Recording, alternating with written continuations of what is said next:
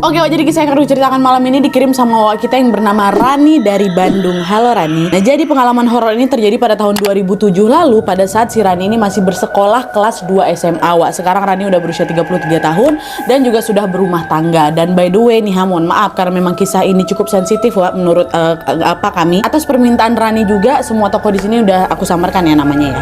Jadi sedikit informasi tentang Rani Wak. Jadi Rani ini adalah anak tunggal dari pasangan suami istri yang bernama Pak Asep dan juga Bu Ratna. Sejak dia berusia 7 tahun, Wak, Rani ini sudah berteman baik dengan salah satu anak tetangganya namanya Tami. Tami ini juga sama Wak kayak Rani, dia juga anak tunggal dan usianya sebaya juga sama Rani, cuman si Tami ini lebih tua 3 bulan lah gitu. Nah, karena memang sama-sama terlahir sebagai anak semata wayang, tetanggaan pula ya kan, Rani sama Tami ini pun langsung cepat Wak akrab dan selalu menghabiskan waktu mereka untuk bermain bersama dari kecil, dari umur kami 7 tahun ya dia. Dan gak cuma bermain aja Wak, mereka ini juga bersekolah di tempat yang sama sejak mereka dari SD, SMP sampai ke SMA. Nah, karena seringnya bersama ini Wak, hubungan mereka tuh bukan cuma sekedar teman aja, melainkan tuh sudah seperti saudara kandung sendiri gitu loh. Bahkan nih Wak ya, Bu Ratna, ibunya Rani tuh sampai-sampai menganggap si Tami ini juga ya macam anak dia sendiri gitu. Sayang kali mama aku sama si Tami ini Nadia. Dia sering mengizinkan Tami buat nginap di rumahnya dan juga tidur berdua di kamarnya si Rani. Pokoknya dekat kali Wak mereka ini. Nah, awalnya kehidupan Tami sama Rani berjalan normal seperti remaja pada umumnya. Sampailah pada suatu hari Wak, ada sebuah masalah yang menimpa keluarganya Tami dan juga berpengaruh sangat fatal pada kondisi mentalnya si Tami. Jadi nih ketika Tami berusia 16 tahun, ibunya yang namanya Bu Dedeh ini memergoki suaminya berselingkuh Wak sama wanita lain. Nah, nggak terima sama pengkhianatan itu, Bu Dedeh ini pun akhirnya menggugat cerai lah suaminya karena dia juga ingin mengakhiri pernikahannya. Setelah resmi bercerai, Bu Dedeh ini pun lalu memutuskan untuk bekerja sebagai tenaga kerja wanita atau TKW di Hong Kong demi bisa menafkahi anak semata wayangnya itu, yaitu si Tami. Hak asuh anak jatuhnya ke ibunya Wak, jadi dia harus bekerja juga lah ini kan. Nah, waktu itu Tami tetap tinggal di Bandung, mamanya aja yang pergi ke Hong Kong karena kan si Tami juga udah dianggap cukup besar lah karena kelas 2 SMA waktu itu, karena dia bisa lah dia ngurus dirinya sendiri gitu kan. Akhirnya juga sebelum berangkat ke Hong Kong nih, Bu Dedeh itu sempat berpesan sama Bu Ratna, mamanya Wawa ini. Dia bilang, Bu Ratna, saya nitip Tami ya, minta tolong awasin dia selama saya kerja di Hong Kong. Kalau misalnya ada apa-apa tolong kabari saya ya Bu ya, kata Bu Dedeh. Oh iya Bu, pasti udah, kamu tenang aja, saya bakal jaga Tami dengan baik. Pokoknya Bu Dedeh jangan khawatir lah gitu, kata Bu Ratna. Udah lah, akhirnya berpamitan lah mereka, berpisah. Setelah berpamitan, Bu Dedeh pun segera langsung bergegas pergi ke Hong Kong. Tami tinggal lah itu di rumah sendirian. Nah, di sisi lain Wak, setelah ditinggal sama ibunya itu merantau, Tami itu selalu terlihat murung, gegara dia sedih. Nah, melihat sahabatnya itu murung, Rani pun berusaha keras lah itu untuk menghibur si Tami ini supaya dia nggak sedih lagi gitu kan. Dia baru aja cerai mama bapaknya, terus mamanya juga langsung pergi nih buat ngidupin dia, tuh ya sedih lah si Tami ini Wak. Dan nggak cuma Rani aja Wak, Bu Ratna ini juga selalu mendukung Tami supaya dia kembali bisa kayak dulu lagi gitu. Pun kalau misalnya apa-apa ya cerita aja lah sama kami gitu, jangan kau pendam sendiri gitu kan. Tapi sayangnya upaya itu belum bisa menghilangkan kesedihan di hatinya Tami sepenuhnya Wak. Dan parahnya lagi, semakin hari sikapnya Tami ini mulai bersikap berbeda dari biasanya. Dimana akhir-akhir itu Tami itu jadi sering jaga jarak gitu loh Wak sama Rani sama Bu Ratna juga, seolah-olah dia ini sedang ingin menghindar sama kami, kata si Ratna kata Rani. Nah, menyadari ada yang tidak biasa dengan Tami, pada suatu hari Rani nanya lah kan, Tami, kenapa kamu kok akhir-akhir ini jarang nginap di rumah aku, jarang main juga ke rumah aku, apa aku ada salah sama kamu, kata si Rani kan. Terus Tami jawab, enggak kok, enggak apa-apa kok, aku cuma lagi pengen sendiri aja Rani, katanya. Oh ya udahlah kalau gitu, nanti kalau misalnya kamu butuh sesuatu kabarin aku, jangan sendirian kamu, aku selalu ada kok buat kamu, kata si Rani kayak gitu. Iya makasih, kata si Tami kayak gitu kan. Nah, terus karena Tami ini ingin berjarak, Rani pun juga ikut memberi jarak juga lah pada pertemanan mereka sampai Tami ini bisa ngerasa agak baikan lagi. Jadi si Rani kayak ngasih, ya udah aku mau sendiri dulu nggak apa-apa lah kayak gitu kan, sampai nanti ada waktu ditentukan kita main lagi ya gitu kan. Nah, saat itu jadi mereka jadi jarang tegur sapa dan mulai menjalani hidup mereka secara sendiri-sendiri nih. Jadi udah nggak bareng-bareng kayak dulu lagi. Tami dengan kesibukannya, Rani pun akhirnya dengan kesibukannya juga. Hari pun berlalu hingga tanpa terasa mereka sudah tidak saling menyapa selama beberapa minggu. Itu paling lama kami nggak saling tegur sapa kan. Nah, di titik ini entah kenapa Rani itu ngerasa bahwa Tami ini jadi semakin menjauh dari dia. Udahlah kemarin jauh, ini makin jauh lagi, bukan makin dekat. Dan selain itu ada yang janggal juga nih sama tingkah laku Tami. Dimana akhir-akhir itu dia tuh tiba-tiba jadi nggak masuk sekolah gitu loh, nggak masuk sekolah tanpa alasan yang jelas. Entah dia sakit atau dia ada urusan, nggak tahu lah Rani. Pokoknya udah mulai nggak masuk sekolah. Nah, meski mereka ini sedang berjarak ya lama-lama Rani juga juga khawatir lah sama keadaan si Tami kan. Akhirnya pada suatu sore sepulang sekolah Wak, Rani berinisiatif untuk ngejenguk si Tami di rumahnya. Nah by the way nih Wak ya, meskipun mereka bertetangga, rumahnya Rani sama Tami tuh nggak yang mepet rumah gitu loh. Lokasinya ya agak berjarak beberapa rumah lah. Gila si Rani ke tempatnya si Tami itu kan. Nah sesampainya di rumah Tami Wak, Rani nengok pintu rumah Tami terkunci rapat. Rani panggil lah kan, Tami, nggak keluar si Tami. Nggak berhenti di sana, Rani pun berusaha nelpon Tami. Nomornya juga nggak aktif. Panik lah si Rani. Ini nih Tami kemana nih? Kok tumben dia nggak ada kabar nih? Di rumah pun dia nggak ada. Nah setelah dicari-cari kemana-mana nggak ada, Rani pun terpaksa pulanglah ke rumahnya dengan perasaan khawatir. Mana lah ini kawan aku kan. Sehari 2 hari setelah dicari sama si Rani Wak, Tami ini belum juga menampakkan batang hidungnya. Dan selain itu tidak ada juga satu orang pun yang tahu kemana si Tami ini berada. Ditanya sama warga, nampak Tami nggak? Nampak Tami nggak? Enggak, kami nggak nampak. Udah lama beberapa hari nggak nengok si Tami, kata warga juga kayak gitu. Akhirnya selang beberapa hari kemudian Wak, setelah dia menunggu berhari-hari itu, Rani pun ketemulah sama Tami. Tapi situasinya nggak biasa. Jadi ceritanya pada hari Sabtu malam nih, malam minggu, Rani nggak sengaja lewat di depan rumahnya Tami ya. Nah dari luar Wak, Rani nengok semua lampu di rumahnya Tami itu full menyala, seolah-olah menandakan bahwa ada orang nih di dalam. Sebelumnya mati. Ini apa jangan-jangan si Tami udah pulang ya? Cobalah aku cek dulu, kata si Rani kan. Dah lah tuh Rani waktu ngetok pintu nggak ada jawaban. Waktu dibuka ternyata nggak dikunci. Nah waktu pintu kita buka Wak, disitulah Rani ini nengok Tami nih lagi melakukan hal yang tidak pantas lah pokoknya sama laki-laki asing. Gak tahu sini laki-laki ini siapa, nggak tahu. Astagfirullahaladzim, kata si Rani. Nengok orang tuh lagi kayak gitu. Ngapain kalian? Kata si Tami, kata si Rani kan. Nah dengar teriakan Rani, Tami kaget kan langsung. Apa tuh? Apa tuh? Dengar teriakan Rani, Tami jadi nggak kalah kaget lah kan. Dia pun langsung lawak menghentikan aktivitasnya itu kan. Gak lama dari situ Tami pun bergegas langsung ngampirin si Rani. Rani, kok tumben kamu kesini ngapain nih? Aku lagi sibuk, udah kamu pulang aja lah dulu, nanti aku nyusul ke rumah kamu ya, kata si Tami kayak gitu. Panik Tami juga. Kok ngapain? Udah aku pulang aja lah dulu, nanti aku ke rumah kau, kata si Tami lagi. Oh nggak usah macam-macam gue ya. Iya pulang aja lah aku dulu. Ada yang mau ngomongin sama kau Tami, kata Rani lagi kayak gitu kan. Iya udahlah aku balik dulu. Dan Rani pun akhirnya balik lagi. Jadi dia nampak si Tami lagi kayak gitu sama laki-laki yang nggak tahu itu tuh siapa. Dan setelah ditunggu di rumah Wak, akhirnya betulan Tami datang nih ke rumahnya si Rani. Dan sebelum aku buka suara Wak, Tami tuh langsung menceritakan apa saja yang terjadi sama dia beberapa hari belakangan. Langsung buka suara si Tami. Nah disitulah Wak, Tami mengaku bahwa selama ini dia tuh nggak masuk sekolah gara-gara dia sengaja bolos demi bermain sama circle pertemanan yang baru. Nah circle pertemanan barunya ini Wak merupakan remaja-remaja yang kesepian juga setelah kedua orang tua mereka ini bercerai. Dia ketemu nih ada macamnya circle yang keluarganya cerai semua lah Wak. Dan selain itu Tami juga bilang kalau laki-laki yang ditemui Rani tadi itulah pacar aku Wak, kata dia kayak gitu. Nah denger penjelasannya si Tami, Rani bilang, aku gak ngelarang kau berteman sama siapa aja Tami, tapi hati-hatilah dalam bergaul. Toh berapa kali juga aku bilang kau tuh gak sendirian, aku ada, mamaku juga ada, kami berdua tuh bersedia loh dengerin curhatanmu. Tami jawab lagi, udah kamu gak usah khawatir, aku gak apa-apa kok, teman-temanku tuh orangnya baik-baik, maksudnya circle dia yang baru nih. Ya tapi kau harus ingat kami tuh tetap ada sama kau, kau cerita-cerita sama kami juga lah, nginap ke rumah aku, cerita kok semuanya. Iyalah nantilah kapan-kapan, gak sih Tami lagi kayak gitu. Nah setelah mengobrol banyak hal, Tami pun segera berpamitan pulang dan berjanji akan kembali bersekolah mulai besok. Oh sekolah besok, oh iya kata si Tami gitu.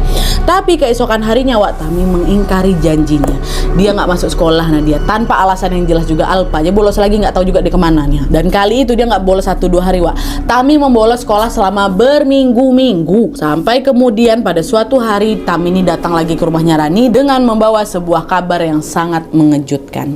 Di situ Tami mengaku bahwa dia sedang berbadan 2 atau hamil, tapi pacarnya nggak mau tanggung jawab. Dengar itu shock lah aku Nadia. Astagfirullahalazim Tami, kok bisa kok jadi kayak gini nih kok nggak kasihan sama ibumu dia tuh rela lo kerja di luar negeri demi nafkahin kau di sini malah kayak gitu pula. Di situ Tami pun udah nggak bisa ngomong apa-apa lagi. Nadia udah nangis kan, macam mana nih aku kayak gimana nih. Udah aku tenang dulu kata si kata Rani berusaha untuk menenangkan. Dan setelah tenang dia pun memutuskan untuk mengakui hal ini kepada ibunya bahwa Bu saya sudah hamil di luar nikah. Nah mendengar kabar itu Wak, Bu Dedeh ibunya langsung lemas juga saking kecewanya dia sama perilaku Tami. Tapi meskipun begitu Bu Dedeh ini nggak menghakimi anak perempuannya itu Wak, dan beliau malah meminta Tami ini untuk udah kau lanjutkan aja kehamilannya. Apa yang sudah terjadi ya udahlah, biarkan aja terjadi, tapi jangan sampai kamu berbuat salah untuk kedua kalinya. Jangan kau gugurkan anak itu, kata Bu Dedeh kayak gitu Wak. Nah setelah ibunya ini tahu kondisi yang sebenarnya, Tami pun jadi agak ngerasa lega lah gitu, dan dia sudah mulai berdamai dengan keadaannya, Wak. Tapi meskipun sudah tertimpa ujian sebesar itu, kebiasaan buruk Tami itu dia seolah tidak bisa dihentikan. Dimana dalam kondisi yang masih hamil muda itu, Tami ini masih sering juga keluyuran ke rumah. Pun dia juga perginya berhari-hari nggak ngasih tahu si Rani juga. Pokoknya udah tiba-tiba pergi ke rumah, hilang aja, dia nggak ada di rumah aja gitu loh. Lagi hamil nih. Nah udah lah tuh kan. Singkat cerita, hari pun berlalu dan tanpa terasa usia kandungan Tami ini sudah memasuki umur 7 bulan, Wak. Pada suatu sore, Tami menemui si Rani sambil berpamitan dan dia mengatakan kalau dia ini mau pindah rumah Nadia untuk tinggal bersama tantenya. Adalah di kota dekat Jawa Barat juga lah pokoknya. Kata Tami, dia tuh sengaja pindah gara-gara supaya ada yang ngurusin dia sama juga ngurusin bayinya nanti ketika sudah lahir. Nah denger itu sebenarnya aku sedih kali Nadia, tapi ya udah. Di sisi lain juga aku ngerasa ini adalah jalan terbaik yang harus ditempuh sama Tami untuk saat itu, ya kan dia lagi hamil. Dia mungkin udah gak nyaman sama keluarga aku mungkin ya, katanya gitu tuh. Ya udah, dia pergilah ke tantenya, memang keluarga sendiri itu juga mungkin pesan dari Bu Dede. Tapi siapa sangka, Wak, ternyata itu menjadi momen pertemuan terakhir di antara Tami dan Rani, karena memang tidak lama dari situ ada sebuah kabar mengejutkan yang menimpa Tami. Nah itulah, dari tadi kisahnya tentang kerasnya kehidupan Tami ini kan, Wak. Ini masuk nih ke horor ya. Nah jadi, Wak, 2 minggu setelah Tami itu berpamitan sama si Rani nerima telepon dari tantenya Tami ini, yang dia pergi tinggal ke tempat tantenya ini loh. Dan tantenya mengatakan bahwa Tami beserta bayinya baru saja meninggal dunia. Apa nggak langsung shock aku tuh, nah Tami meninggal sama anak juga. Hari itu juga Rani sama mamanya sama keluarga kami juga bahkan tuh bergegas langsung pergi ke rumah tantenya Tami untuk bertakziah. Nah sesampainya di sana, Rani ikut juga mengantarkan jenazah sahabatnya itu ke peristirahatan akhirnya, Wak. Dan setelah Tami dimakamkan, Rani pun nanyalah tentunya sama tantenya, Rani kenapa tante, dia sakit apa? Bukannya dia sehat-sehat aja? Tantenya jawab, itulah dia Rani. Tante juga heran, Tami ini sakitnya aneh, tiba-tiba katanya. Hah? Ada kayak gimana nih maksud tante? Nah dari situlah, Wak, tantenya ini akhirnya cerita bahwa ternyata Tami itu baru sampai di rumahnya sekitar 2 hari lalu. Padahal pamit sama Rani udah 2 minggu yang lalu kan. Dia baru nyampe 2 hari kemarin nih, ha. Pun waktu dia nyampe di rumah tante, Tami itu udah dalam kondisi kesian, Wak, badannya lusuh, wajahnya pucat dan seluruh tubuhnya mohon maaf bau amis, Wak. Waktu itu tantenya sempat ngajak Tami buat diperiksa ke dokter, tapi Taminya nolak, nggak usah tante, kata gitu. Nah barulah nggak lama dari situ si tante ini dibuat kaget karena tiba di 2 hari setelah kejadian si Tami itu datang, Tami langsung meninggal dunia di atas kasurnya. Entah kapan dia meninggalnya, Wak. Pokoknya si tante ini datang-datang nengok Tami itu udah nggak bergerak, meninggal 2 hari setelah dia datang. Apa nggak aneh tuh, ha? Tante nggak tahu loh, memang nggak sempat dibawa ke rumah sakit, orang dia nggak mau. Tante pikirnya udah sakit biasa aja. Nah, meski merasa janggal di sini, Wak, tantenya tetap menganggap bahwa ya sudah kematiannya Tami ini kemungkinan ya gara-gara dia sakit itu. Ini nggak ada mikir macam-macam nih, Wak. Tapi di sisi lain, disinilah Rani ngerasa aneh.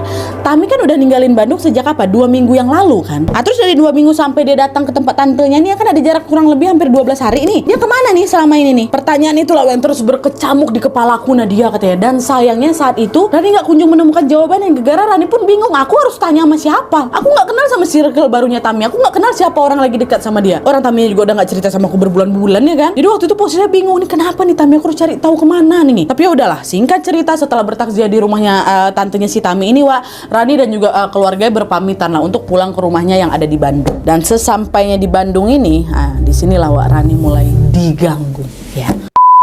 Nah jadi, Wak, beberapa hari setelah Tami itu meninggal dunia, Rani ini mulai merasa ada yang nggak beres di dalam rumahnya, Wak. Setiap malam tiba, dia ini sering mendengar samar-samar suara wanita lagi nangis. Dan gak cuma itu aja, ketika Rani ini sedang tidur, Rani sering merasa ada sebuah tangan yang ngelus-ngelus rambutnya, ya kan? Awalnya Rani nggak begitu mempedulikan gangguan-gangguan itu, Wak. Dia pikir, oh ya udah aku salah dengar, oh ya aku cuma lagi nggak sadar aja kali gitu. Tapi semakin dibiarkan, gangguan-gangguan tuh makin menjadi-jadi. Puncaknya tuh pada suatu hari ada 5 orang teman sekolahnya Rani lagi main ke rumahnya si Rani. Di sana mereka ngobrol-ngobrol lah seperti biasa tanpa ada keanehan apapun, Wak. Tapi ketika mereka membahas tentang Tami, entah kenapa hawa di rumah aku tuh Nadia tiba-tiba berubah nggak enak. Ini kan kawan-kawannya juga kawan-kawan Tami dulu kan, ngomongin Tami langsung nggak enak nih suasananya. Tapi meskipun begitu mereka nggak begitu peduli, Wak, dan masih lanjut lagi nih bahas tentang Tami semasa dia masih hidup dulu. Lalu di tengah obrolan itu salah satu temannya Rani bilang, Desi namanya kan, dia bilang gini, udahlah kamu nggak usah sedih terus Rani, nggak usah mikirin si Tami terus. terus. Toh teman kamu juga nggak cuman Tami aja kan, ada kami kok yang bakal selalu nemenin kamu juga, kata Desi kayak gitu. Nah setelah Desi ngomong kayak gitu, tiba-tiba datang angin berembus kencang kali zur gitu sampai terbuka pintu rumah aku. Nah dan yang ngebuat Rani shock, ini yang nggak pernah si Rani lupakan seumur hidupnya, Wak. Pada saat pintunya tuh terbuka, disitulah Rani merasakan hal yang tidak pernah dia alami sebelumnya dan nggak akan pernah dia lupakan seumur hidupnya. Jadi pada saat pintu terbuka, kan kena angin, pintu terbuka, samar-samar Rani tuh kayak apa ya, macam dapat penglihatan gitu loh, Wak. Dimana dia melihat Tami sedang diseret, aduh merinding, diseret oleh dua sosok makhluk bertubuh besar, hitam, berkulit kasar, dan setengah tubuh mereka tuh macam melayang. Nah dia itu yang ku tengok. Di penglihatan itu Rani melihat tatapan sedih Tami seolah dia sedang meminta pertolongan. Nah melihat pemandangan semengerikan itu, Wak, seluruh tubuh Rani ini juga kaku. Dia mau teriak tapi suaranya nggak bisa keluar. Tuh dia nengok tuh, kayak gitu. Dengan gemetar Rani pun berusaha membaca doa-doa dalam hatinya, dan gak lama kemudian pingsan Rani pingsan waktu itu kurang lebih 2 jam ya kan. Dan ketika dia bangun, dia sudah dikelilingi sama keluarga dan juga kawan-kawannya tadi. Nengok Rani udah sadar, mereka nanya, kamu kenapa Rani, kenapa kok kamu tiba-tiba pingsan? Kawan-kawannya kan gak tahu nih. Dan disitulah Rani pun akhirnya menceritakan penglihatan yang